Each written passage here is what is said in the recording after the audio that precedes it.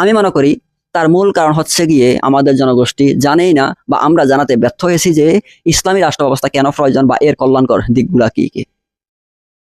আমরা যদি ইসলামী সমাজ ব্যবস্থা এবং রাষ্ট্র ব্যবস্থা এবং পরিবার ব্যবস্থার মূল নীতিগুলো আমাদের জাতির সামনে উপস্থাপন করতে পারি একদম খণ্ড খণ্ড করে ব্যাখ্যা বিশ্লেষণ সহ, তাহলে কিন্তু আমাদের জাতি হতে পারে যে এর একটা বিশাল অংশ ইসলামী সমাজ ব্যবস্থাকেই চাইবে এবং ইসলামী রাষ্ট্র ব্যবস্থাকে চাইবে।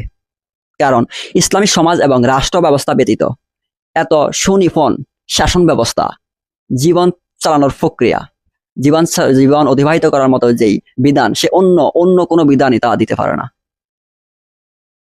তার বাস্তব প্রমাণ আমরা যদি 100 বছরের ইতিহাস বলি, বা সেটা যদি সেদিকে আমরা না থাকি, যদি আমরা মাত্র 54 বছরের ইতিহাস বলি, মাত্র বাংলাদেশ স্বাধীন হয়েছে আমরা জানি যে 54 বছর অতিবাহিত হয়েছে, 55 বছর রানিং।